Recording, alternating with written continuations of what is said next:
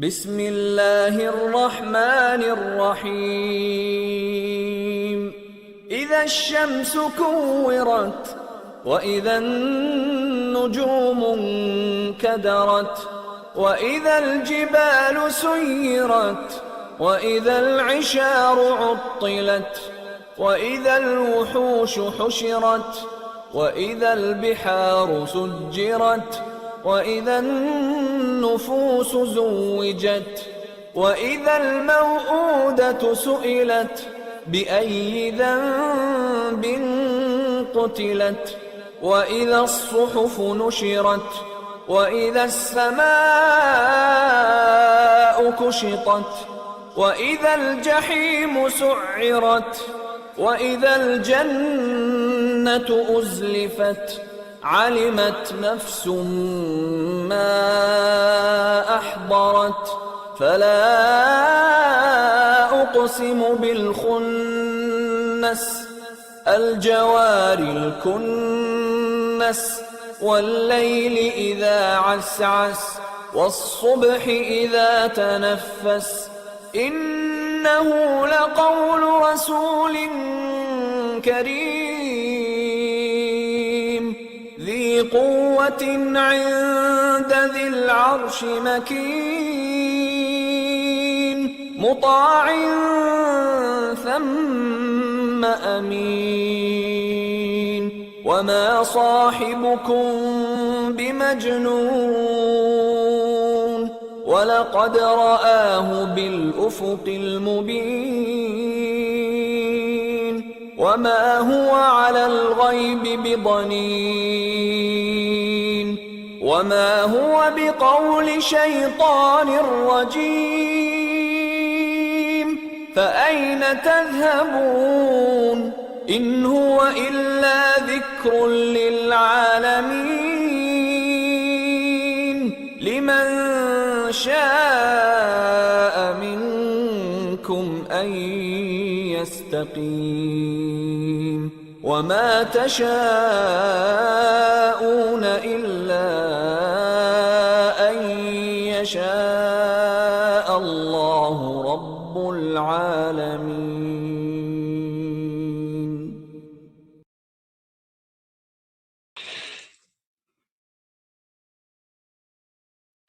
Hey, what's up, y'all? Let me know if y'all can hear me. I'm trying to go a little wireless a little bit here, but let me know if you can hear me clear though.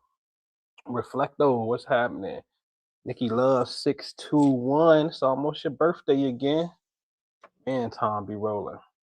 But yeah, let me know if y'all can hear me.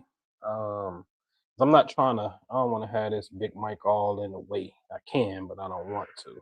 All right. So, do it sound cool though? Like it sound clear? You ain't really don't sound all echo-ish or nothing like that. We good money? That's what these things supposed to be for. We supposed to be good money, right? Right. So we good, Mike good? Okay, cool. All right, man. What's up, everybody? Hey, happy Friday, Juma Mubarak, Shalom, Shabbat for all my Hebrew brothers. Happy Sabbath if you practice as a Christian. Happy Friday if you just practice. It's a good Friday for you and whatnot. You know how we like to start. And Bismillah ar-Rahman ar-Rahim. Alhamdulillah Rabbil Alameen. Sallallahu ala Muhammad. Sallallahu ala Fatima. Sallallahu ala Ali. Sallallahu ala Al-Bayt. Sallallahu ala Maryam bint Iram. I should get into some Mother Mary energy today, but I'm not gonna go there. But Sunday class, this upcoming Sunday, y'all be in class because we got a revelation. All right. So man, look, I'm not gonna show that one. I want to show this one. Let me bring this to the screen real quick. So we had a little comment from last week, the Feminine Secrets of Allah. Sorry for the troll, says feminine and Allah shouldn't be in the same sentence. Astaghfirullah. May Allah forgive me. Okay. So I said, but yet, and with him is the mother of the book. That's what the Quran says, 39:13 in green. Allah eliminates what he wills or confirms, and with him is the mother of the book. So that got a little bit of traction. I see that got up under some skin, talking about saying Allah in the same sentence with feminine. Wow. When the book clearly says with Allah is the mother of the book. That's sad. that is really sad. That is really sad. Sorry for the troll, man. The name says it for itself. So I'm just gonna think you playing. You playing. You pranking me. I ain't gonna even get into it. You pranking me. All right. So today's conversation. Let me take the icon off real fast. Do me a favor if you can, please click the thumbs up button for me. Let's take this off. There we go. Let's click the thumbs up button for me so we can get our sahabs in here. All right. Today's conversation is Islamic Buddhism, the Quran, and reincarnation. Because it's an Islamic belief that no, there's no reincarnation. Okay. All right. I want to start off though by playing this video clip. All right. Let me bring this to the stage. Can we Practice do in that? Buddhism that helped me to understand tasawwuf. Or I'll rephrase that. It was practicing Buddhism that helped me to accept tasawwuf as quickly as I did. Because when I was practicing Buddhism, like I told you earlier, I said, this is cool. I really respect the fact that it's an emphasis on spirituality, because my father used to always tell me growing up, he said, look, we're spiritual beings living a human existence. And that really stuck with me.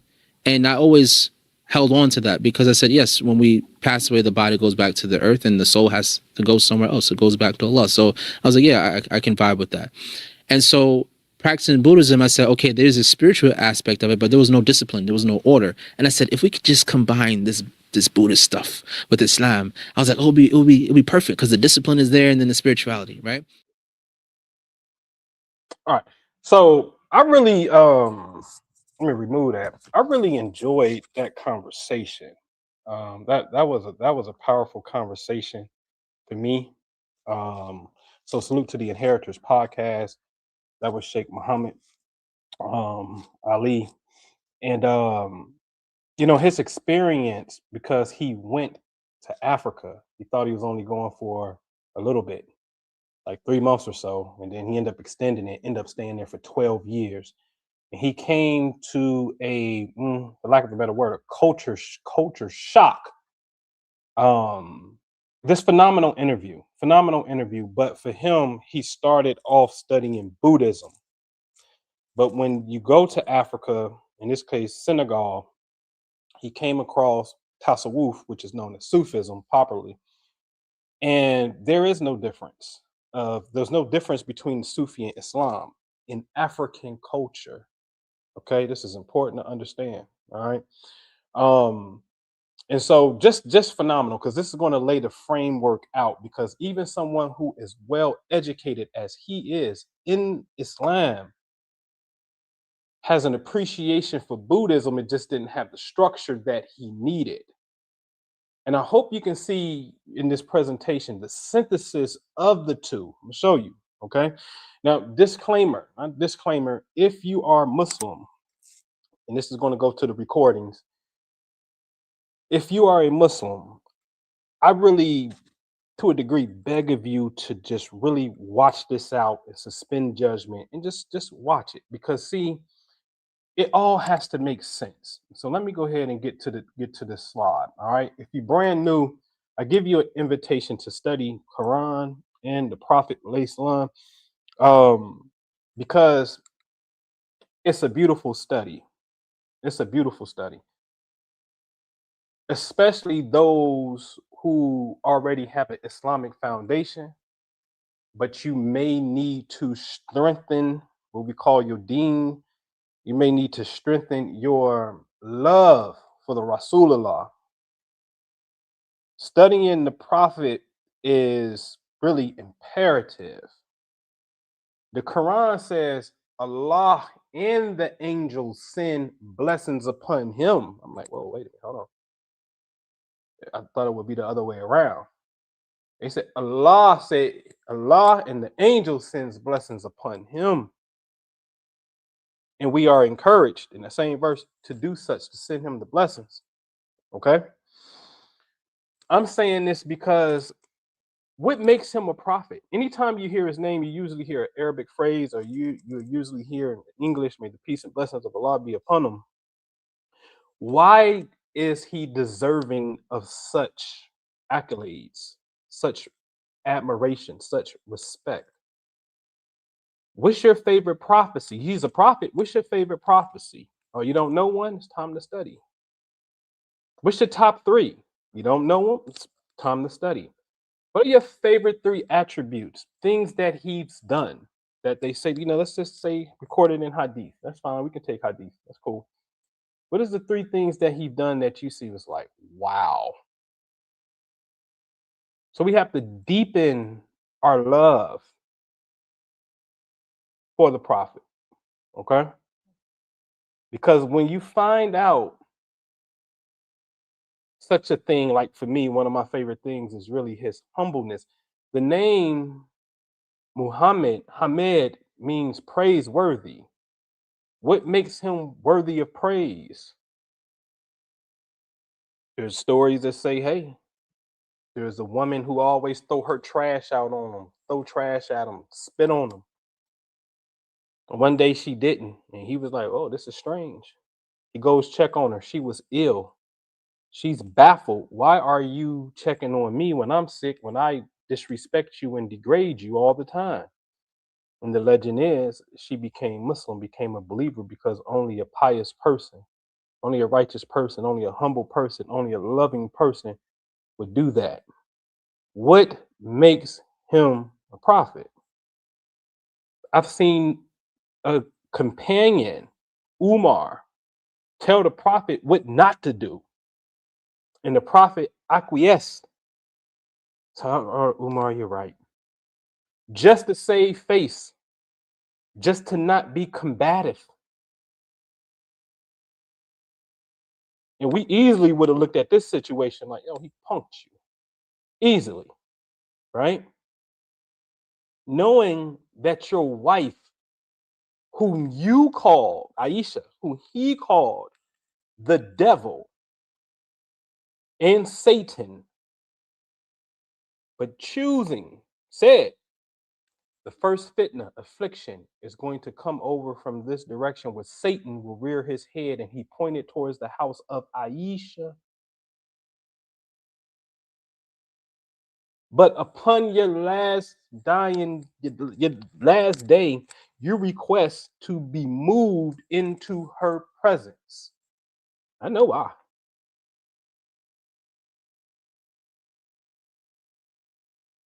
That's humility on a whole nother level. A whole nother level. Okay? Study. I invite you to study. It's a famous saying that I've come to I come to perfect your character. Okay? All right, let's read this verse in the Quran. We have revealed to you, O Prophet, this book with the truth as a confirmation of previous scriptures and a supreme authority on them. Stop right there. I told you we'd be going too fast. Let's read that again. We have revealed to you, O Prophet, this book with the truth as a confirmation of previous scriptures and supreme authority on them. Excuse me. So this book is a confirmation of previous scriptures. We're going to get into Buddhism today. We're going to touch a little bit of Bible today. This book is a confirmation and an authority of them. Whoa, an authority. So you know what?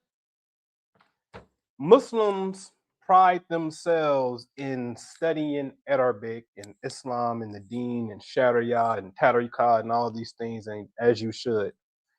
But with this statement alone tells us that we should also be striving to study comparative religion is something that we need to have at least was considered an associate's degree in.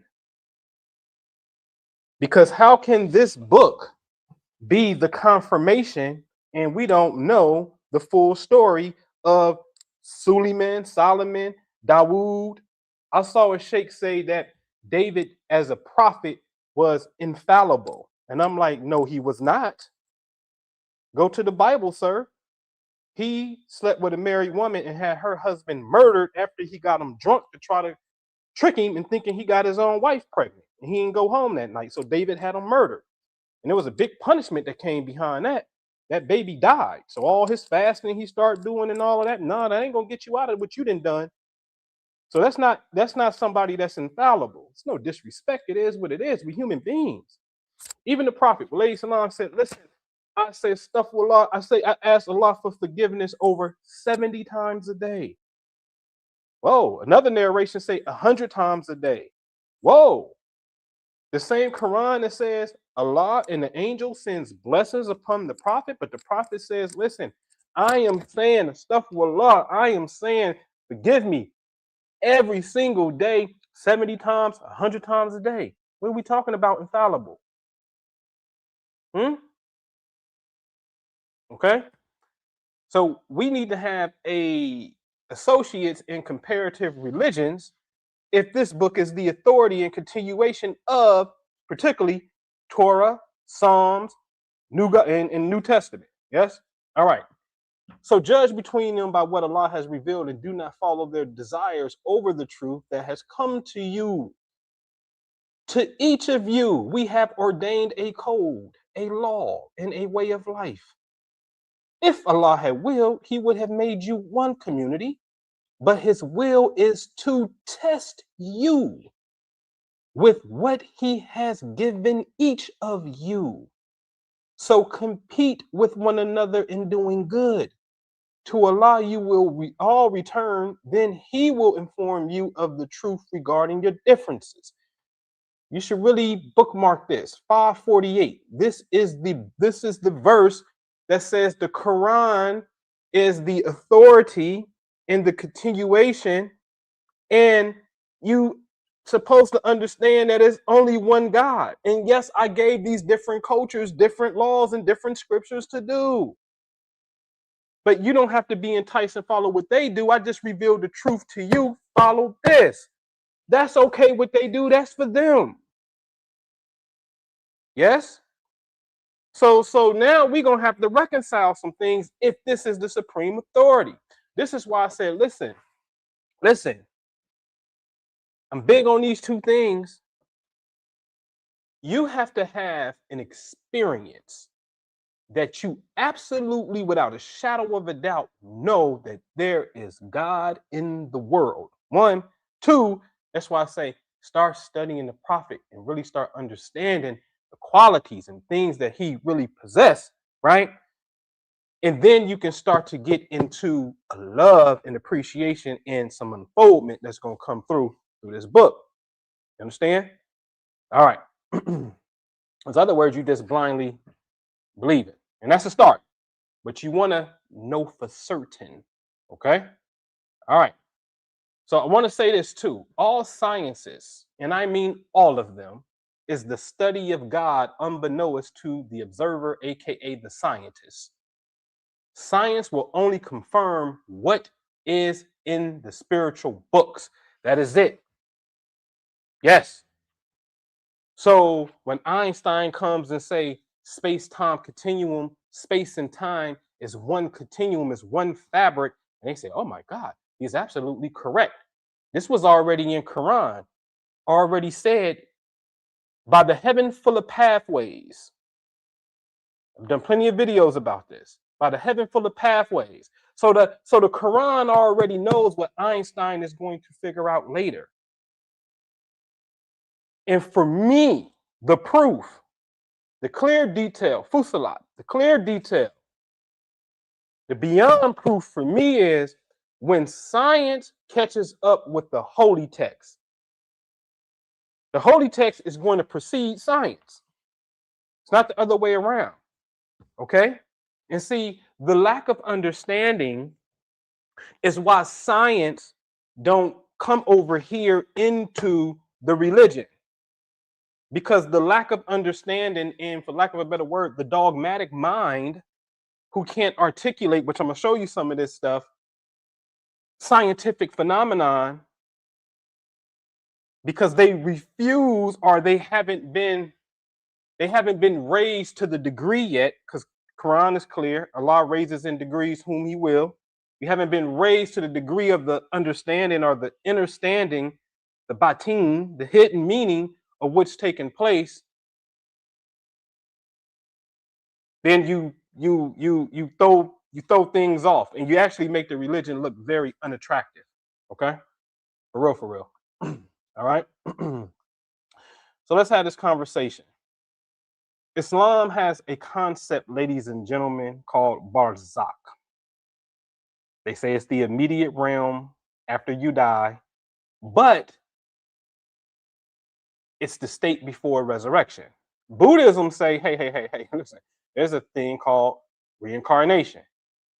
You may call it resurrection over here. We call it reincarnation over here. It's a cycle of rebirth until you reach enlightenment. Okay, let's keep going.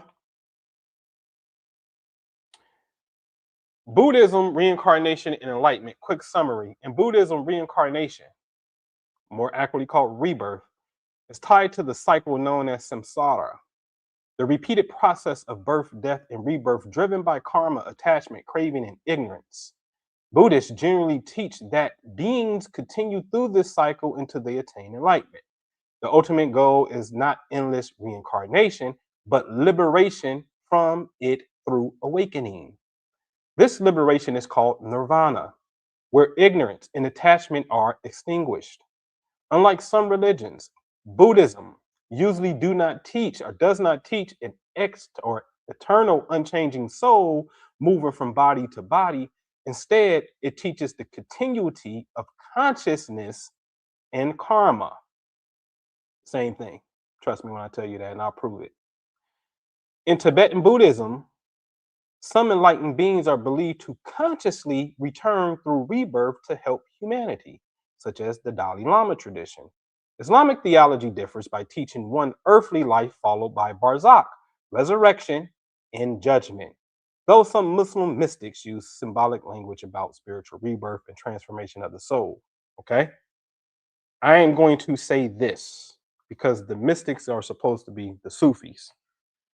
But I'm yet to see Sufis admit to rebirth and reincarnation because the law of, or the consensus of Islam about Barzakh doesn't allow you to believe that. And I'm going to say, who am I to say? I'm going to say, let's look at the information, let's compare it up against science. That thought may be in error. I'll say that. Okay. All right. Now let's go to Barzakh in Islam. It is the immediate realm or barrier between worldly life and final resurrection, where the soul exists after death until the day of judgment. The Quran mentions it in Surah Al-Mu'minun, the believers, 23:100, as a barrier behind the dead until they are raised again.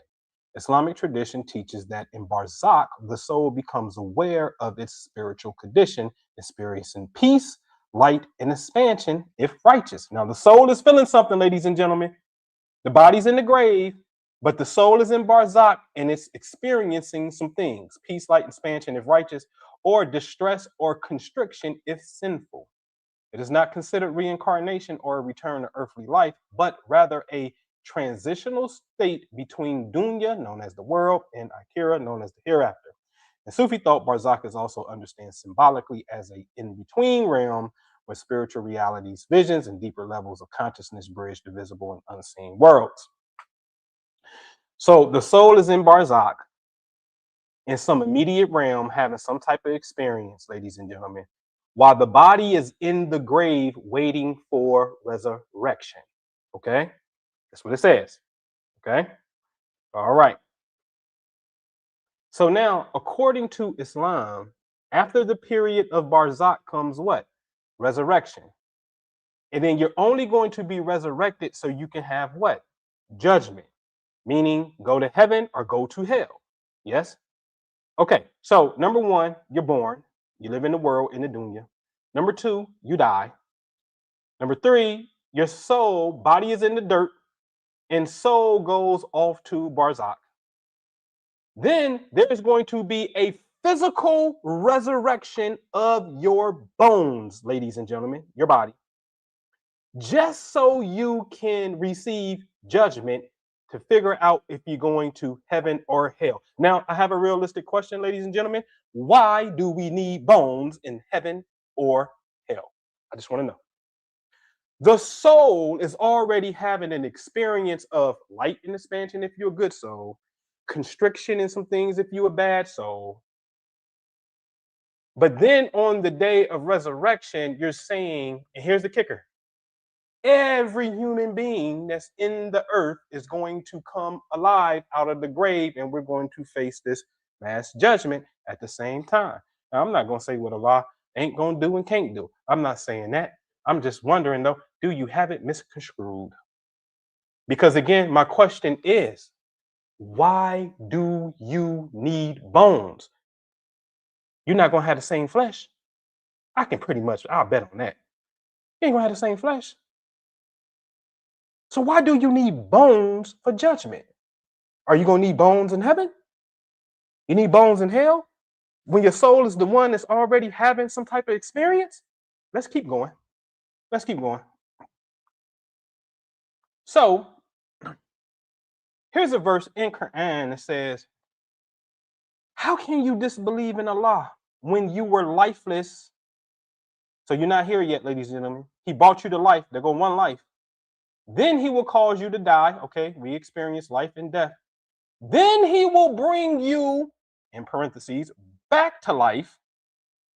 And then to him you will be returned.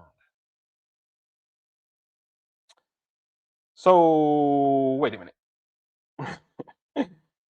On the right-hand side, we was born, death, bring us back to life, then to him we return.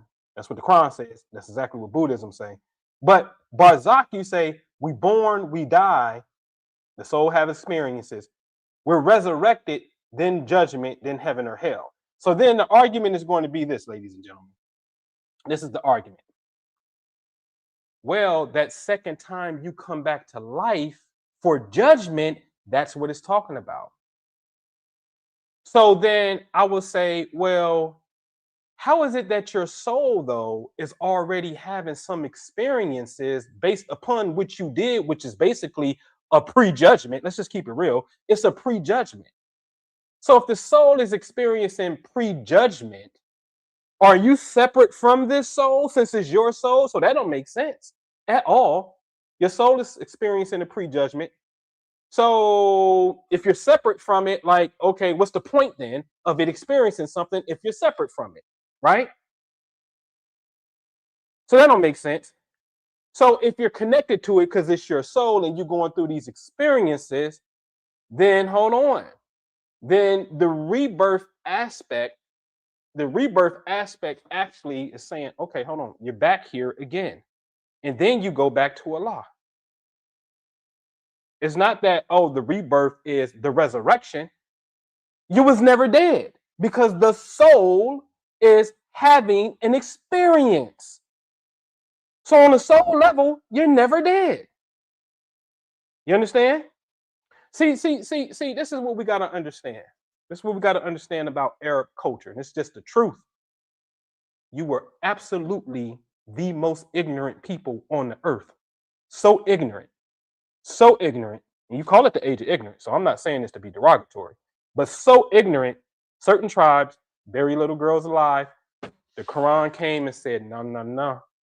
For those who do that, we got something to say about it.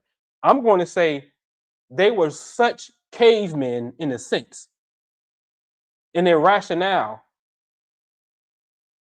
that Allah had to make it known that there is a God, because before this, things is just a little bit kind of mysterious. For me, it became clear proof because the science keep checking out. And I'm like, oh, whoa, hold on. Somehow this intelligent knew. Like, hold on. Right? That's how ignorant they were. So in that culture that's ignorant, which, by the way, you name your months after to this day in your lunar calendar, which is totally off the chain, but that's another conversation. You can't tell me that this makes sense. Okay? We're going to keep going. All right? So let's read this verse. And ladies and gentlemen, this is why when I say come and study, go study who you study. But please, if you want to get the understanding, please study the Arabic alphabet. Learn those 28 letters times 4 because they pop up in different forms. If it's in the beginning, it shows up this way. If it's in the middle, the letter change forms. It's really 28 times 4. But study these letters so you can know how to define these things yourself. I can go look at the Arabic and say, I don't know what that is, but let me break out my dictionary. Ein, Lam, Ya. Oh, Ali, right? I can do that.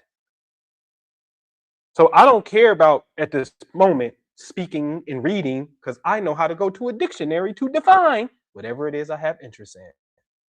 And to me, that's powerful. Okay? I'm going to show you how they botch up translations and why this is important to know how to do this for yourself. Seek knowledge, as the Prophet ﷺ would say. Let's read at the very top. It is God who has created you in time and will cause you to die. Some of you will be reduced in old age to a most abject state. Reduced in red. Let's go to the number 2 in green. And Allah has created you, and then he will cause you to die, and of you there are some who are sent back. Reduced, sent back. Let's go to number 3 in yellow. Allah has created you, and then he causes you to die. Some of you have your lives prolonged. Stop, ladies and gentlemen. Is not prolonged and reduce two total opposite things. To reduce is to shrink. Prolong is to expand. You see this? You see this? This is the problem when you don't have them. I'm telling you, this is the problem when you don't understand this for yourself. Okay?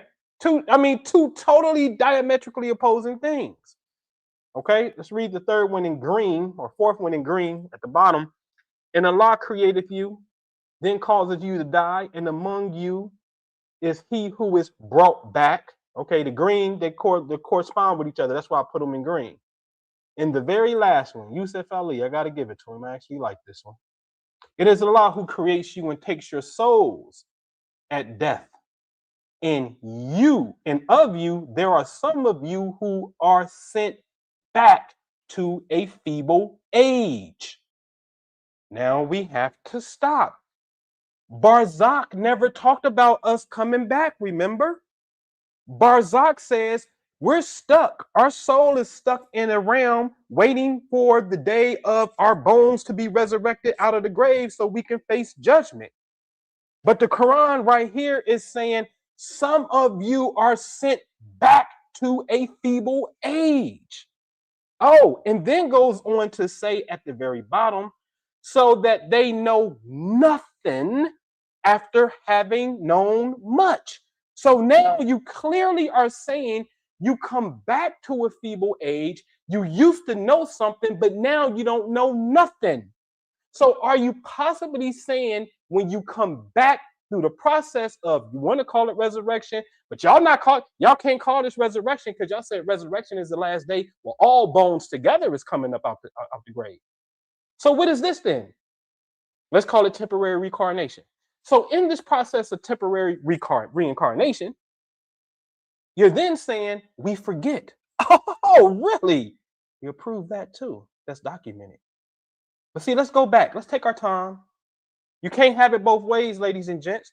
Barzakh, they telling us, is a medium place somewhere, a barrier, temporary spot. But yet the Quran is saying, we sent you back to a feeble age. Stop playing. Stop playing. So we got to grow up. Okay? All right? My Mystic 19 that's in here, do me a favor. Everybody, please click the like button. So now let's look at this word in Corpus Quran and see what it actually says. How is the word used in Quran? Well, it is used as sent back. Hence, I documented it right here, 1670, squared it off, sent back. And you see it says yuradhu, yes? So its root word is ra-dal-dal, R-D-D. And it means to move backwards, to retrogress, to go back. So we saw some translations said, go back. Okay? Okay. Now let's read this. And when death approaches any of them, they cry, my Lord, let me go back. This is a whole nother conversation. When death approaches them, they cry, my Lord, let me go back, so I may do good in what I left behind. Never. It is only a useless appeal they make. Some say never. It is a word that they speak. And there is a barrier, which is Barzakh, behind them into the day they are resurrected. And so this is where they get the concept from. It says, no, see, there's no such thing as reincarnation because the Quran says, no, no, never. You're there. It's a barrier there into the day of resurrection. See, this is a classic example. Pay close attention, man. We're going to teach today. This is a classic example of reading things on the surface, the zahir, the outer meaning. But I promise you, I absolutely promise you that this whole thing about Barzakh is literally a secret. I'm going to show you. It's a secret. It's actually a double entendre. I'm going to prove it, okay? So now in one verse, you saying, okay, temporary world, you can't go back into the day of resurrection. I can understand how you get there. You read it. Cool, I'm with you. But if I go back a slide or two and come here, again, at the very bottom, it is Allah who creates you and takes your soul at death. And of you, there are some who are sent back to a feeble age so that they know nothing after having known much. Okay, we have a contradiction, ladies and gentlemen. Oh, I live for the contradiction. I live for the contradiction because, see, that's where the wisdom is. So is the book a lying book? Because I thought you said it's a holy book. I thought this was the book that had supreme understanding, that is the supreme authority over all the other books, that confirms all the other holy books. But yet we have what appears to be a contradiction. Come on, make it make sense to me. Make it make sense to me. Okay? All right. So let's get into this. Okay? We got that. We got that. All right. So we're going to read this one more time so we can figure this out. When death approaches any of them, they cry, my Lord, let me go back. One, I'm amazed at the fact that they even think they can go back. Or maybe they know they can go back, and that's why they said it. That's interesting. So I may do good in what I left behind. And that's very interesting too. Now you want to do good. So is it possibly that you did something bad? You understand? Never mind. So never. It is only a useless appeal that they make, and there is a barrier behind them until the day they are resurrected. Let's move on. Let's read it this way, at the very top all the way to the bottom. Indeed, it is a word. He speaks it, and before them, ladies and gentlemen, when you see this, this is when you have to say, wait a minute, hold on. Why did you say and before him twice? Before them twice. When I look at the English word, it says wamin. But when I look at the one at the bottom, it says wa-ra-im. Okay. Now when I'm looking at the Arabic, they're not even spelled the same. Those are not the same word. Indeed, it is a word. He speaks it, and before them, and I say, oh, no. See, now this is the part where I'm going to be very honest. The translator is either the translator don't know, they just authentically don't know, or they purposely put in a slip in there to stop from having to go into a deeper subject matter. One of the two. But we can clearly see, ladies and gentlemen, they're not spelled the same. So they're possibly not the same thing. We get into it. But let's go word for word that's in the red boxes. Let's look at the word to speak. Or they say there was a word at the very top. We're going to get into this word at the top that says what? Kalimantun. Kali. Yes? We're going to get into that word. And they say it means a word. Indeed, it is a word. When we look at this word, it says speak, talk, to utter, express, voice, say. Root word, kalim. Kaf, lam, mim. But look at the bottom, ladies and gentlemen. Kalim also means a wound, a cut, a slash. Uh-oh. About to go somewhere. So then when he said a word, because remember, let's go back. A word, he speaks it. Speak. We're going to look at speak. Speak is cool. So when we get here to cool, and the Arabic lexicon website is down, but I don't have to lie. The site is down. Cool means hit, struck, or slew.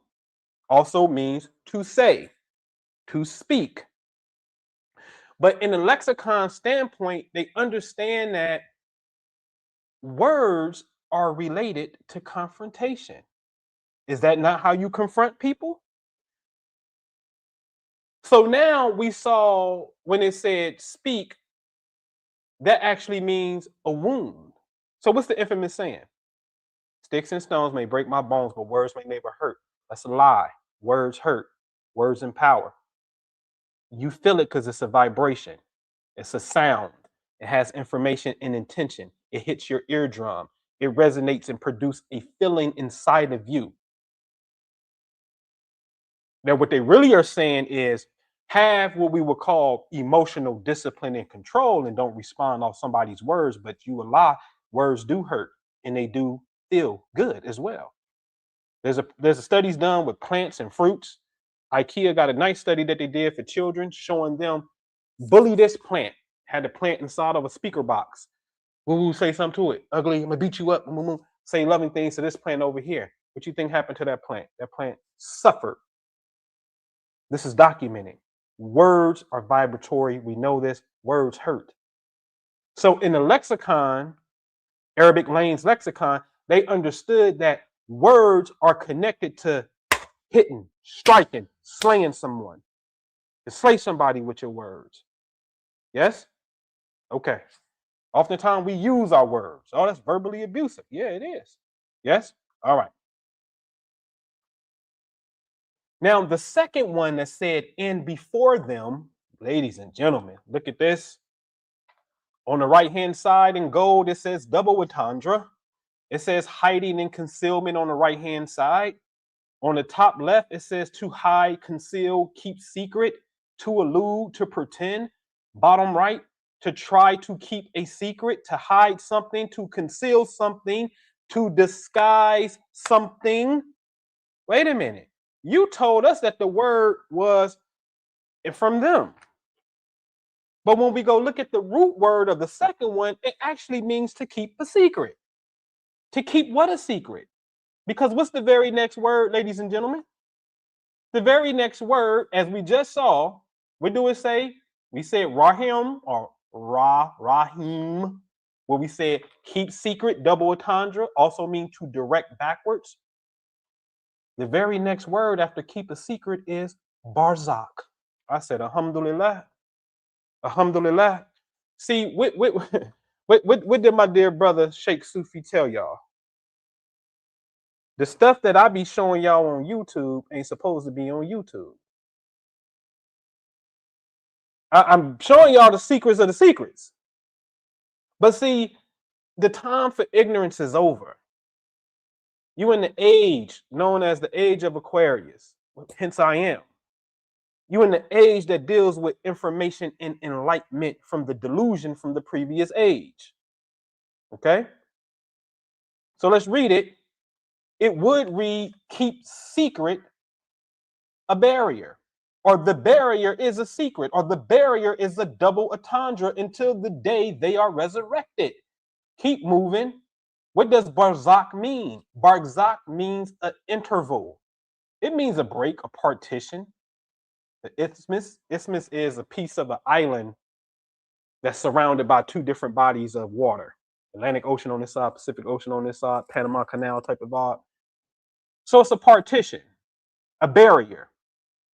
But that barrier means an interval. So basically, there's a gap in time before, after death, and before your rebirth.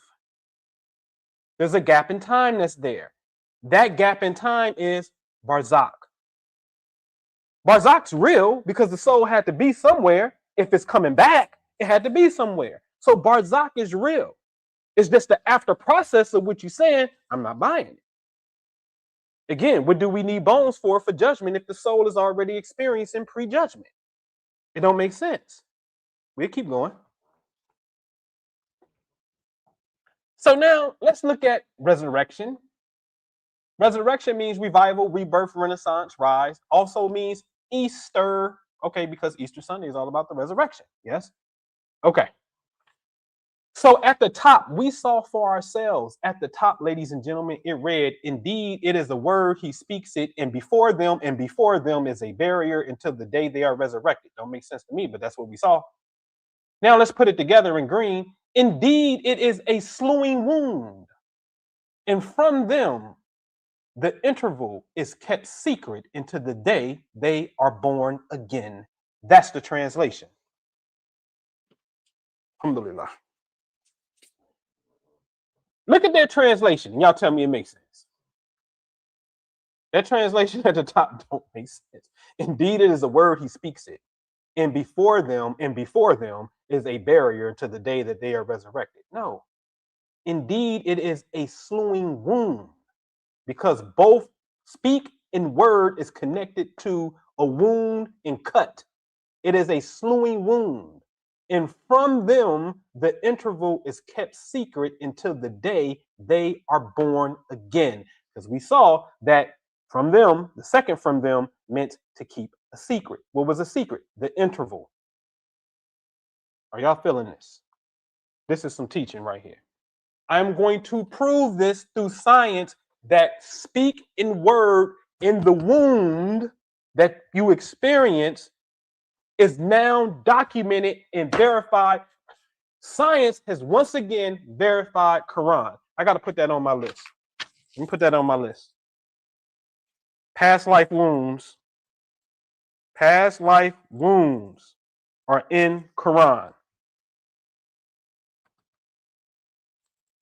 I have 24 things that I have that was revealed to me that I had there. You know what I'm saying? In Quran. That's why I say it's my book. Okay. All right. So I'm going to prove that. I'm going to prove this translation in green is absolutely the truth by science. Bookmark it. Wounds. Okay. All right. Let's move on. Since we're talking about Mr. Jesus Christ and Easter resurrection, there is something known in the Bible, what's that, Matthew 17, that deals with the transfiguration of Christ. Yes, transfiguration of Christ. Okay, all right. Now, the word for transfiguration is metamorpho. Metamorpho or morpho means what in yellow? Changing form, keeping with inner reality. Oh, so the physical body changes form, but the inner reality doesn't. Wait a minute, time out. Isn't that exactly what the Buddha said? The Buddhists are saying, hey man, you're coming through these cycles of rebirth, and it's not that it's just one continuous soul, it's the consciousness. I beg to differ. It don't matter what you want to call it soul, you want to call it consciousness. There ain't even no debate. What we do know is it has a record of you. We don't have to debate about soul, consciousness, apples, oranges. Let's just get to the facts. The facts is the thing is intelligent and it has a record. Okay?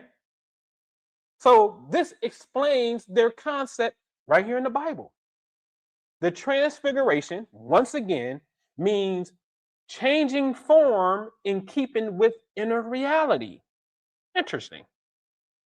Interesting. So then Christ went on to say, this is Christ. The disciples asked him, why then do the teachers of the law say that Elijah must first come? Jesus replied, to be sure, Elijah comes and will restore all things. But I tell you, Elijah has already come, and they did not recognize him, but have done to him everything they wish. In the same way, the Son of Man is going to suffer at their hands. Then the disciples understood that he was talking to them about John the Baptist. So wait a minute.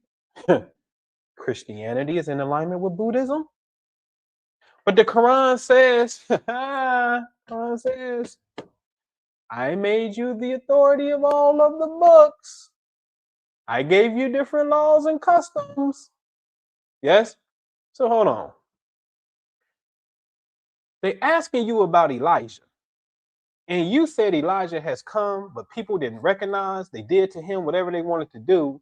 And then at the end of that discussion, they understood that you really weren't talking about Elijah. You was talking about John the Baptist.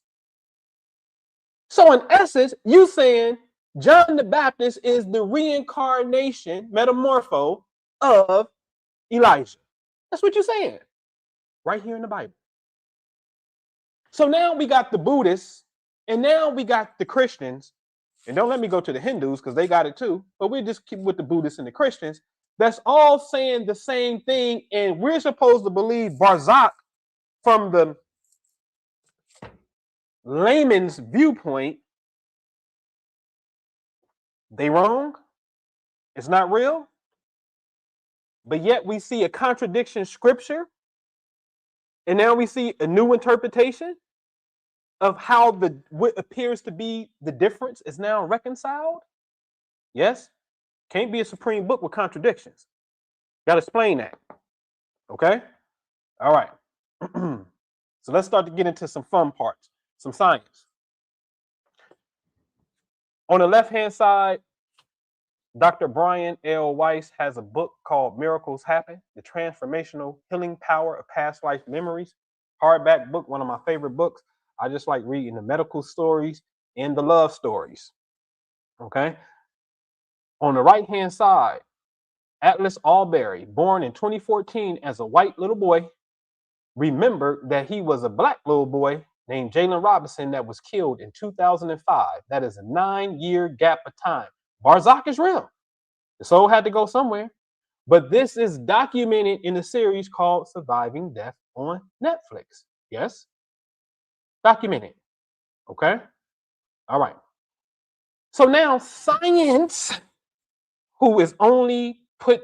See, remember, the scripture of Quran in Buddhism is much older than the University of Virginia Division of Perceptual Studies, who's just now figuring this out. In the 20th century, Quran is much older than that, already talking about it. This is what I'm saying. Science will always have to validate the holy text. They're the same thing. Okay? All right. So let's read up on this beautiful science department.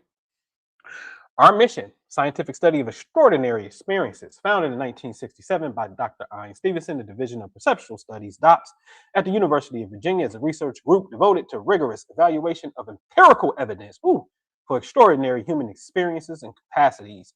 The primary focus of DOPS is investigating the mind's relationship to the body and possibility of consciousness surviving physical death. Well, the Quran says that, Barzakh says that, we in agreement. In general, this process involves studying a phenomenon that challenges mainstream scientific paradigms regarding the nature of human consciousness. Children who report memories of past life. Some young children, usually between ages of 2 and 5, speak about the memories of a previous life they claim to have lived. At the same time, they often show behaviors such as phobias or preferences that are unusual within the context of their particular family and cannot be explained by any current life events. In many cases, the child's statements correspond accurately to the life and death of a deceased individual. Some children have birthmarks or birth defects congruent with wounds. There it is, ladies and gentlemen. Remember, word and say was wound and slay. With wounds or marks on the deceased person, using post-mortem reports. In other words, going to the coroner's office to confirm, Older children may retain their apparent memories, but they generally seem to fade around the age of 7. What did the Quran say, ladies and gentlemen? Did it not say, I will return you back to an age where you won't remember? See? Man, alhamdulillah. Man, I love you. Man, Allahu Akbar. Man, like this is science saying this. And it's already in. See, when you say God said, like that's a heavy statement. Oh, God said it? The mind should become skeptical and be like, well, wait a minute. Is this really real?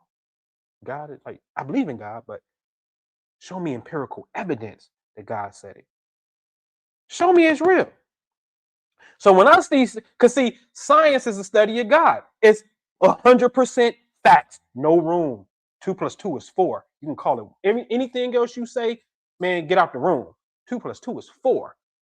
We're going to get to the facts of the matter, the clear detail. So when that starts to happen and it's already in Quran, I bow down to thee. Oh, man, I'm going to pray. I bow down. Okay? All right. Now, I got to click to play video, but let's read this. The Division of Perceptual Studies at the University of Virginia investigate cases where the children possess birthmarks or defects corresponding to fatal wounds on a deceased person they claim to remember. Correspondence to the wounds, researchers have documented over 200 cases where birthmarks or structural defects such as missing limbs or fingers match wounds, often fatal, sustained by previous personality. Verification. Stevenson and his colleagues, including Dr. Jim Tucker, verified these cases by comparing birthmarks with autopsy reports, medical records, or police reports of the deceased. Birthmarks, coroner records, police reports. You got a birthmark right there, and you said you remember. We go to this person, look at their autopsy. Oh, snap. This person had an issue right there. That's the fatal wound injury. Have we ever really pondered the purpose of a birthmark? Come on. Everybody birthmark ain't in the same spot, which means it has a different law of its own. Why is that spot darker or lighter on our body than everything else? Why? Have we pondered that? Why? Put that on my to-do list. Find the birthmark in Quran. Found it. Okay? It's already talking about the wound. Okay? Like, seriously. Like, why do we have birthmarks? What is that about? They don't tell us, hey, then the birthmark actually comes from when you in the womb on the right-hand side of the ovary, on the interior part, wherever your body is, that automatically gives you the birthmark. Nope, that's not on the record. Some things come anywhere they want to. Based upon, as we can now see, empirical evidence from the previous incarnation. It's a science, man. We got to marry these two. Let's keep going. Oh, I got to play the video. Let me get off this. Hold on. Let me play the video. Oh, y'all want to watch a quick? Y'all want to watch a quick little video? Let's watch it. It's like 9 minutes. But let's have this conversation. Let me take this off. Let me bring me here. Let me share this because this is a good story. Okay, so let's just take our time today, have a great conversation. As my master teacher in spirit, but actually opened up for him, so I ain't gonna say in spirit. Bobby Hemmett would say, "Y'all all right?" Had the wonderful pleasure of opening up for Bobby at Long Island University. All right, so we're gonna go to a tab, and we're gonna listen to this story right here. Okay, hold on. I ain't sharing it. Hold on. See, I'm glad I came back and checked. Hold on. Give me a second. Let me come and make sure I'm sharing my tab. Let me share this tab. Share screen, share tab. Boom. Let me come over here and take a peek. There we go. All right. Columbus homeowners, if your home looks like this and your windows look like these, then we want to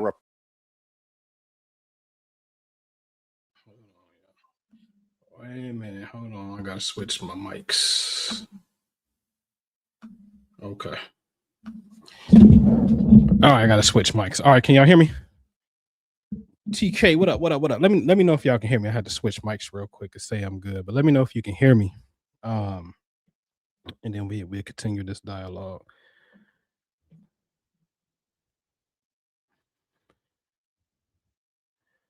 Somebody drop it in the chat. Let me know you can hear me.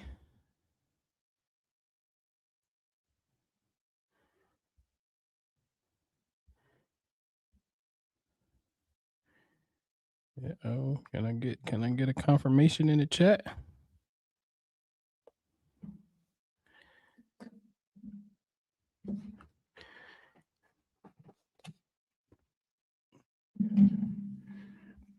We got all right, thank you. All right, cool. Appreciate it. All right. So see, now this is a clear case study, right? Clear. And then the next part was going to be him talking about the experience and whatnot, right? So again, he had a memory of driving off the road, driving, you know what I mean? The memories was there, okay? And there was something in there that was a trigger I wanted to talk about, but it slipped in my mind because I had to run upstairs real quick and whatnot. But nevertheless, again, this is documented stuff, ladies and gentlemen. And the main point is this, though: the wound. See, again, when we go back to the translation, the two things, speak and word, was connected to cut / and wound. You understand what I'm saying? So the wounds are oftentimes really the anchoring points that bring us back into this reality.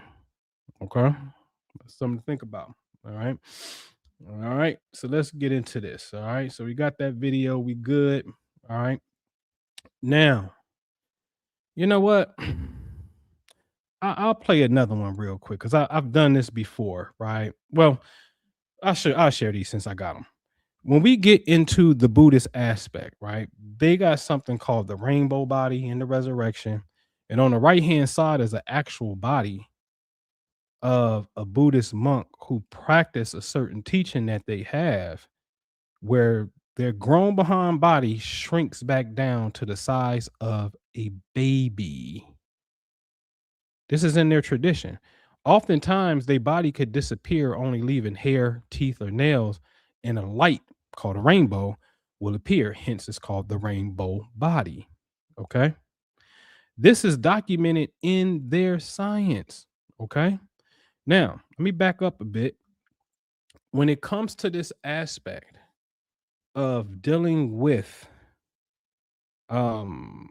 understanding the depth of what's taking place here, this is serious stuff, man, because again, when I go back to that slide of Dr. Brian Weiss right here, and it says miracles happen, the transformational healing power of past life memories, the healing power of the memory. And that's very interesting because to remember in Islam, what do we say? Zikr. The remembrance of Allah. The remembrance of Allah. Well, Allah is also, the spirit of Allah is in you and I. And so what Dr. Brian Weiss has found out is when people simply remember, they simply remember the past life memory, the issue, the trauma of their current life, the disease of their current life, the emotional hangup of their current life, the pattern gets deleted. There's documented case studies right here. So see, this is what I'm saying. Islam cannot hold the position that this stuff is false when it's documented. Police reports, autopsy reports, certified psychiatrist reports from his own clients going through this. Yes. And I'll dare introduce for the record, which I shared before, my own testimonial when I studied the technique that Dr. Brian Weiss taught with Sister Rashida. Here it is. Peace, my astrology coach participants. This is Sister Rashida. I wanted to share my testimony about past life regression with my astrology coach. All my life, I've had issues with my lungs, primarily because I was premature. But as I grew older, I learned that grief was in the lungs. And as I got older and experienced more grievous things, my asthma became more severe and more strange. Did a past life regression with Brother Anpu, regressed back to a military gentleman, not of my nationality, who was a smoker and who eventually succumbed to lung cancer. And so I believe that in my DNA, I carried that. And after the past life regression, I have not had any asthmatic issues. Um, Came to light to me today because I've been doing a lot of meditating, and in doing meditation, I burn incense. Inhaling incense used to trigger asthma attacks, and I have not had an asthma attack in many, many, many years now. So just wanted to share my story. Thank you for listening. Okay. Alhamdulillah. All right. All praises due to Allah. Documented. So it's documented with a university. There's cross-referencing medical records, police records, and things of that nature. Documented with a psychiatrist. He gives a technique out. I study the technique, try it on someone, and there go another experience, just like it's detailed in his book, Real Life. Now, how you gonna wrestle facts and say that's not true? The only thing I didn't do, which I should have did, was research and see if I can find that European man that she saw herself as up in Minnesota, because she saw herself dying as a white man of cancer in a hospital room in Minnesota. Should have found it, but I didn't. Right? Because this stuff is already documented. Okay? So how are we going to say that reincarnation ain't real when it's documented in real life experiences? You can't do that. It's a total misunderstanding of the book that's supposed to be supreme authority. Yes? All right. Case well proven. All right, let's move on. We did that already. I'm sorry. We here. All right. All right. So this is what the Buddhists believe. When they attain, ask the question, when they get the rainbow body, are they free from reincarnation? Tibetan masters who attain the rainbow body are completely free of karma.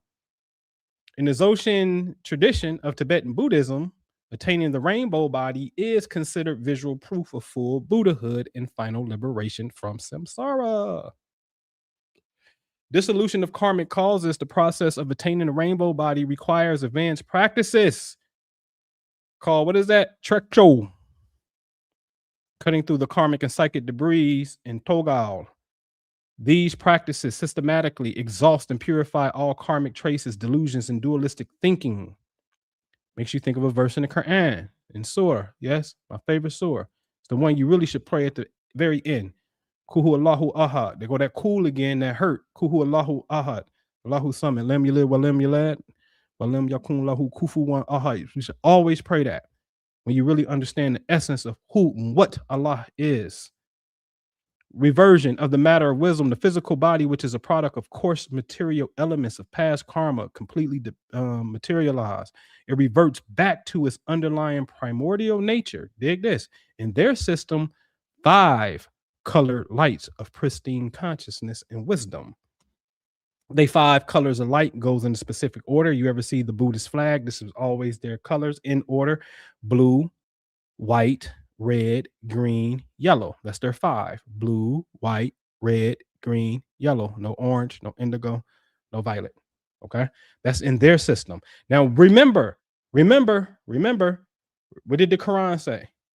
The Quran says, I gave you different rights, different laws. So they say, hey, we got 5 colors, and these are the 5 colors that we deal with in our system. Okay, there is something known as the violet flame of Saint Germain. Alhamdulillah, Allah has bestowed upon me, for whatever reason, we was on one of our spiritual trips. I have a purple violet flame myself. Yes. Then the Quran says this. This is in Quran. On that day, you will see believing men and women with their light shining ahead of them and on their right.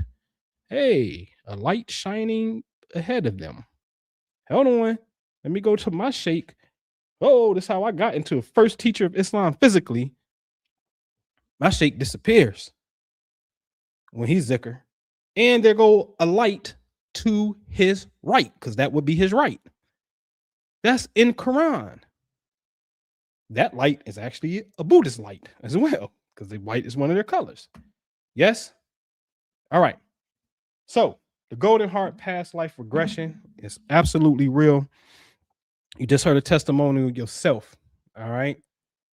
The dhikr, the real remembrance, is us coming into the power of the soul memory.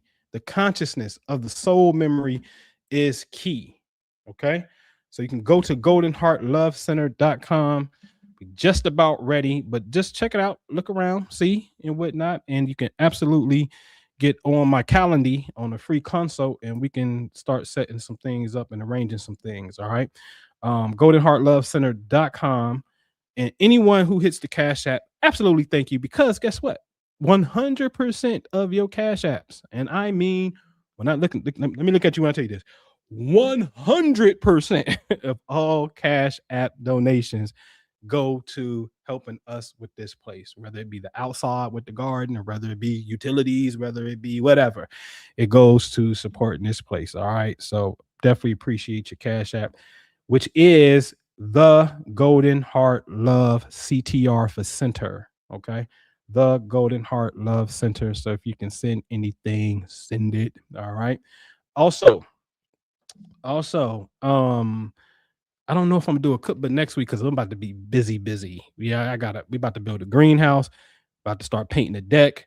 So this is going to be a very interesting week. So if you don't see me, you know, we working. All right, we working. All right, but inshallah that I can figure out a way to make it happen in the phase of construction. We actually about to do something and extend this wall out and create the separate office right here, and then put the screen on the wall so you be able to come and get on this cool technology that I have. So this is about to be ready. This is gearing up to be, the next 2 weeks is about to gear up to be pretty productive over here. All right. So again, any help that you can do is greatly appreciated. You can Cash App Golden Heart Love Center, which I'll put it on the thing right there. All right. At the bottom. Also, I'm gonna give you a part 2. Here goes some of the healing practices. I'm gonna give you a little bit of a part 2, some of the things that we offer. All right. Or chakra report. This is like 33 pages of information. The past life aspect, which is the most powerful healing component. Let me tell you this. Seriously. There's no medicine. There's no visualization. There's no zikr. There's no far as say this word 1,000 times and you would be healed. There's no doing this for 21 days and you would be healed. There's no drinking this. Now, this is if you successfully get into your own subconscious mind and see, the record is deleted. And I said, man, that's some powerful stuff. You just heard it firsthand. That's powerful. That is powerful. And see, that stops you from coming back in on the same cycle. Okay. Powerful stuff. All right. So some of the stuff we're offering here, the heart frequency reading, I'm gonna have to show you some graphs of some of this stuff, but go check out the website, which is again goldenheartlovecenter.com. All right. This is about to get uploaded. Al-Fatiha, the feminine key of Islam. It's probably like almost 20 something pages in a sense, a PDF. On the website, goldenheartlovecenter.com. There's going to be some resources that's there. It's also some class stuff that's there to take you to some online modules. But I'm about to get ready to start uploading some of these written works that are there. This is the key. Al-Fatiha, which literally means key. And as I've shown before in previous videos, and it's not to play the race card, it is what it is. You know, it's talking about a black woman. The woman is the key. Okay. The feminine energy is the key. Absolutely. I know that makes people mad, as I showed y'all in the opening.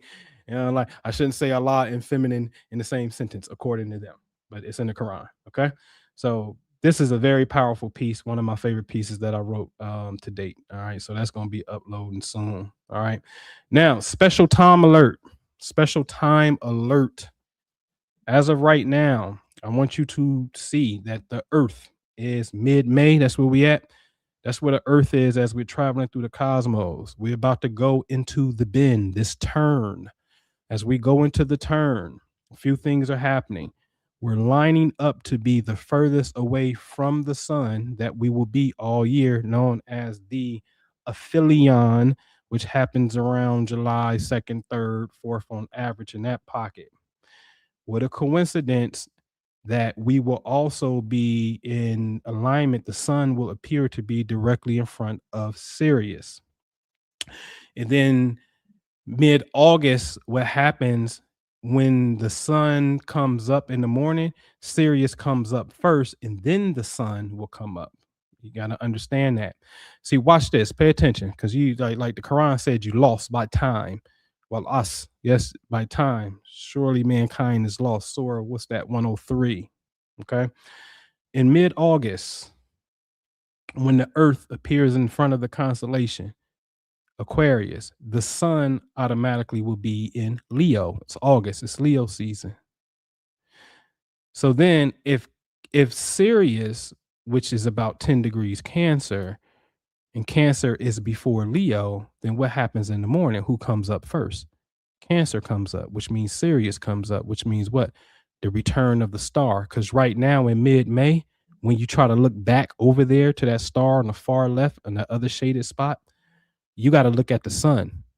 So you can't see it because the sun glare is too bright. And so when the sun set, it's still that kind of light outside. You can't see the star anymore because you're traveling mid-May away from the star and about to put yourself in a position July to be basically directly in front of the sun. But in front of or behind the sun is the actual star. So you definitely can't see it because of the brightness of the light. This is known in Egypt as the dog days. This information is very important because in the Quran, it tells you two things. I'm going to point out. Should have put the slide here, but you can look at it. The first thing is when you go to Surah 53, about a star when it sets, and then it starts talking about the angel Jibril coming down and giving the prophet, Islam, his revelation. Why do the star have to set in order for the prophet to get his revelation? They're giving you a cosmic backdrop of what's taking place. What is the star? Go to 53:49, and he is the Lord of what? Sirius. That's facts. It's all in the Quran. Then go to Surah 86, Al-Tariq. What would make you know what Al-Tariq is? The bright piercing star, or the star that knocks. Interesting. That's Surah 86. Sirius is 8.6 light years away from the Earth. Surah 86, 8.6. You understand? That's Quran. Quran gives you astronomical coordinates when you know what you're dealing with. That's the Quran I'm in love with. Okay? Cosmic Quran. Now, why is Sun Sirius important? Well, come to find out, I didn't put it on here. I ain't put it on this one, but I can show ya. Let me take this off here. All right. Where is that at? Where do I have that at? Ooh. I'll do a screen share and I'm going to share. Let me do a screen share. I'll share my whole screen and share an old PowerPoint with you. Okay. This is important. Wait, before I do that, let me see if chat bring it back the right way, the way I wanted to see it. Okay, I got to update it. All right, so I'm going to share my entire screen. And when I share my entire screen, let me bring you here. Yes. And let me bring you to the slideshow and let me blow it up. Boom. The word sun is said 33 times in the Quran. The word throne, which Sirius and throne carry the exact same three letters. Sar and Arsh, same three letters. So throne is said 33 times. Hajj, that you go to Mecca, is said 33 times. So Sirius, sun, 33 times. When is Sirius and the sun in perfect alignment? When that happens, that's your celestial Hajj, ladies and gentlemen. Okay? So let me stop sharing that because that's revelation. Okay. And let me come back to this. So when you understand this curvature that we are about to go through, which is a nice little period of time, this is the time for, hey, this is when your prayers, this is when you're fasting, this is where you really on your deen. I give you another little bonus. You can look it up. What do Sufi orders call themselves? They call themselves what? Tariqas. Tariqa. Comes from the root word Tyreek. Tyreek is Surah 86. What would make you know what Al Tariq is then? A bright piercing star. Oh, what star is it? We just said Sirius. So if Tariq, if they want to say represents, the Tariqa represents like the Sufi path in a sense, okay, then what's the path? What's the alignment to the path? Nobody's talking about it, right? See, this is inner essence, okay? So really, this is why I be trying to tell y'all, this is why I don't be listening to these emotional Negroes in the United States talking about the 4th of July. Jew ain't got nothing to do with it. Nothing to do with it. That is an astronomical cosmic phenomenon in which the sun, and salute to T. Porter, she in the chat, because this is her drawing. Even though I want you to change them dates, them zodiac dates, them good, but them that's the earth is not there on those dates. But anyway, you know, when we look at this, like, oh, okay, it's something that's taking place. So really, the light of the sun is in front of what? The throne. The star is the brightest star in all the heaven. It's the same 3 letters that make up throne. So the light is in front of the throne. The earth is about to be in perfect alignment with the throne. So your spiritual practice, not that it don't matter any other time, but when you understand the science of a circle, there's only 2 times you in a straight alignment in a straight line on a circle. 12 o'clock, 6 o'clock. If 12 and 6 is the straight line. 3 o'clock, 9 o'clock, if that's the straight line. Yes. 1 o'clock, 7 o'clock, if that's the straight line. So in a circle, there's only 2 connecting points on a straight line. Draw a circle, draw a line through a circle, whatever you want to put on the edges of that line, those 2 points, okay, then okay, it's only 2 connecting points on the circle. So when you understand this reality and you understand what's what, as far as what's emanating certain energy, in a sense, again, why is Allah saying, again, by the star when it sets? It didn't tell us later on in the same surah, he's the Lord of Sirius. That's what he said. He the Lord of Sirius. I ain't say it's in 53:49 in the Quran. And then go to a whole nother surah, 86, and say, hey, what make you know what it is? And that happens to be the distance. Yes, the surah number happens to be the distance of the actual star that you said you're the Lord of. Okay, and then that same star happens to have the same 3 letters that mean throne. And here's another kicker. What do a king or a queen issue from the throne? Law.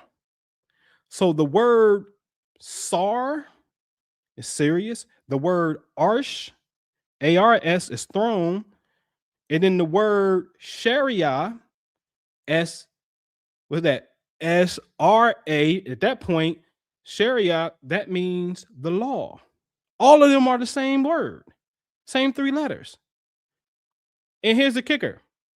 And they all have a numerical value of 570, and 570 is the year the Rasulullah was born. Alhamdulillah. Stop playing with Quran. Okay? So make these days count from May to August. This is what I would call the cosmic Hajj, in a sense. Mid-May to August. Make them count. I know what we doing, or attempting to do, in a sense. Whether you got the discipline to do it, that's another story. You know what I mean? But make it count. And speaking of that, all right, let me come off of that because I'm finished. Speaking of that, because when I played the video earlier by Sheikh Mohammed Ali, he mentioned consistency. And you're absolutely correct. Especially those of you who study with me on Sunday. Make an analysis of when you on point with your prayer, how you feeling, what's going on in your vortex, what's going on in your world. And when you off, schedule a little bit, right? Whatever we do, we're going to have to be consistent in doing it. So if it's the prayer that you feel empowered by, consistency is going to get you there. If you bayfall and you not, you building masjids for people and you don't pray, but that's your consistent thing, you build, this is what you do, consistency is going to get you there. What do the Bible say? I spit you out because you was lukewarm. You was neither hot nor cold. You're not going to your highest potential when you do that. So you got to lock in. And when you look at the essence of Islam, because see, Islam is not necessarily known for its external radiating light that your soul and your aura can exude. When a brother on their deen, you can sense it, but it's not necessarily known to see it, but you can sense it based off their glow. Because there's a limitation within our belief within Islam. We don't go to the next level like the Buddhists do, in a sense. It's the truth. They body disappear when they die. You getting wrapped up and going in the ground, getting eaten by worms. I choose to try to disappear and go into light. How about that? Any day if I have to choose, right? This is what it is, right? So there's levels to this. And Quran knows this level because it said the light is going to be exuding from you. It knows about this, right? So the way that we're going to turn that light on is through consistency. It's the only way it's going to turn on. So you have to have a spiritual practice that you're consistent with. And when I look at it, I say Islam is known for the most part, the prayer. Yes, the prayer and the zikr, right? But being consistent. There's a saying that the Prophet ﷺ said, there's a woman who tried to do like all this long exuded prayer, extended prayer because she was missing, throughout the week. Don't do that. And see, there's a saying in investment that compound investment, that penny doubled every day is better than $1 million up front. Consistency and compound investing creates something magical. It's called momentum. Momentum is never really talked about. Momentum is the key, but the only way you get momentum, I say it all the time, when you drive, unless you really love car, you don't pay attention to your RPMs. A lot of people don't even know what RPM even stand for. You don't pay attention to that gauge. You look at how fast you're going so you don't get a ticket. You don't pay attention to RPMs, revolutions per minute. You don't pay attention to that. That's repetition. Revolution, repetition. That's consistency that we have to practice in order to get what we're going to get, right? The reward that we shall have, right? So figure out what your routine is and lock in, right? So I know mine's. Like, it's like, wait a minute, hold on. We get busy. It happens. Things happen. Things happen. But that's the beautiful part of the path, is striving to say, no, I'm centering and I meet you here because prayer time is here. Or excuse me, I'm about to go make prayer real quick because it's that important to me. If that is your source of connection, which prayer means, and power, whatever it may be consistent in it. Because like working out is the ultimate example. It shows us what? If you're not going to be consistent, you're not going to see no results. Only the consistent people see results. Period. Okay. All right. So do we got anybody who got something to say? Because I thought I might have. Did I see somebody in the chat? Did somebody in the chat say something kind of fly? Hit the button. Always hit that. You got something to say? Let's go. Got a comment. That's cool too. I'll take a few. You know what I mean? But we can have a dialogue. I live for it. I wish, I just be wishing in a sense though.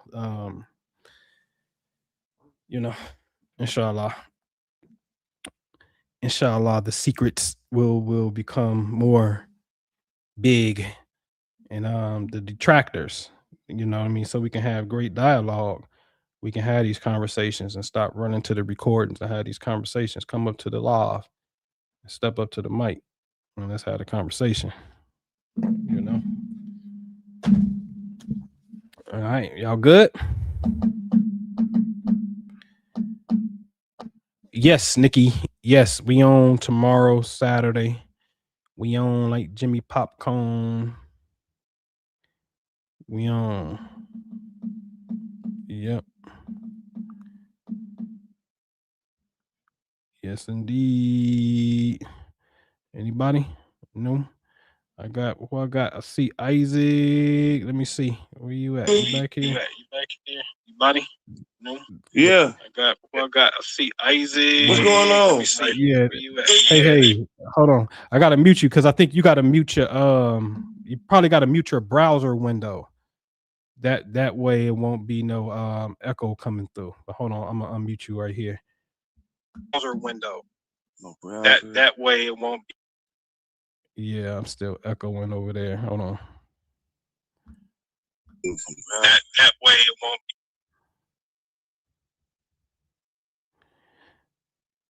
All right, you want to try now?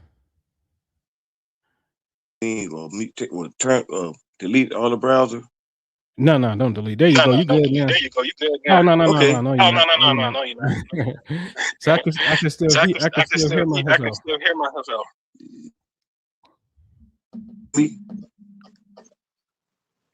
Say it again. What about now? Knock. No, you on mute now. You muted yourself.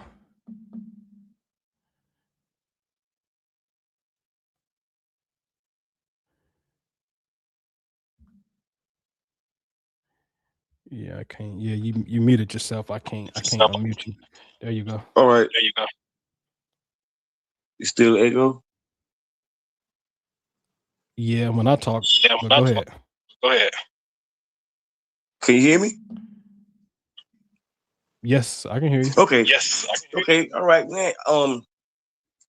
It's been a long time since I heard the name. What his name? Dr. Brian West. Man, I know a lot of times, man, I be wanting to get on, but I just be like, man, because you always, when you be saying stuff, it's always be like deja vu. With a lot of things, like a lot of things that I've studied, it's like I'm like, oh my God. Okay, I wanted to make one of the experiences that I had when I brought one of those, I brought an audio book of Dr. West's about past life regression, right? And I followed the instructions, and I didn't trust it, right? I didn't trust it because he said, just imagine, what would you want to be in your past life, you know, if it was something that you think that you was in your past life, and it was so. He said, use your imagination, and I did it, and I see myself as a great healer, right? So, but I didn't really. I was like, okay, a great healer. I said, okay.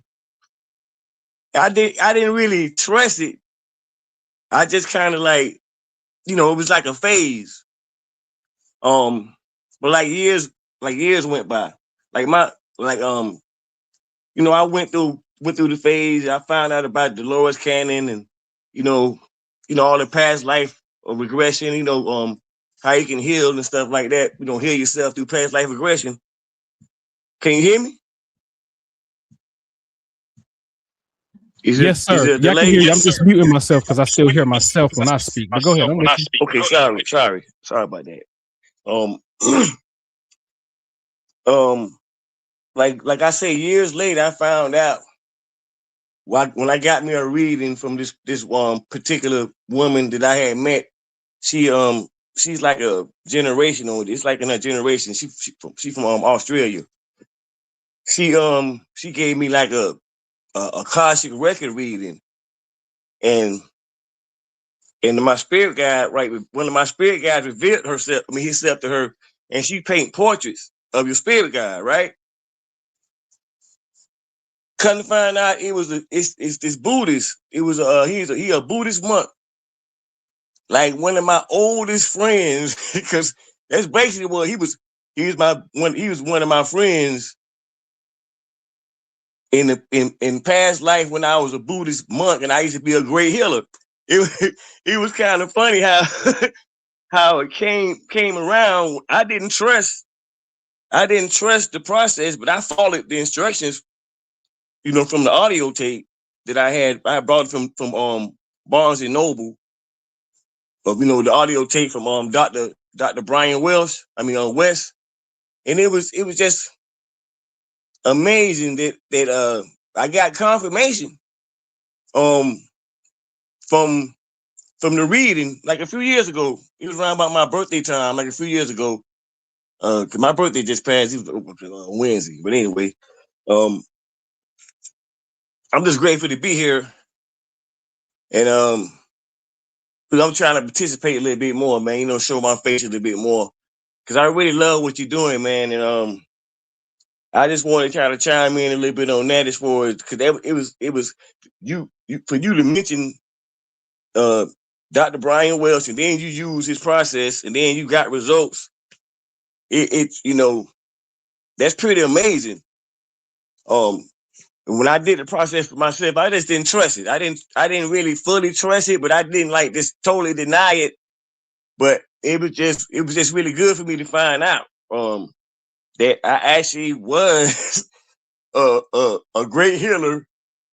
Like when I was a Buddhist monk in one of my past lives, and that picture, my picture, my profile, that's like an original picture. That's a painting of, his name is Lama Yampa.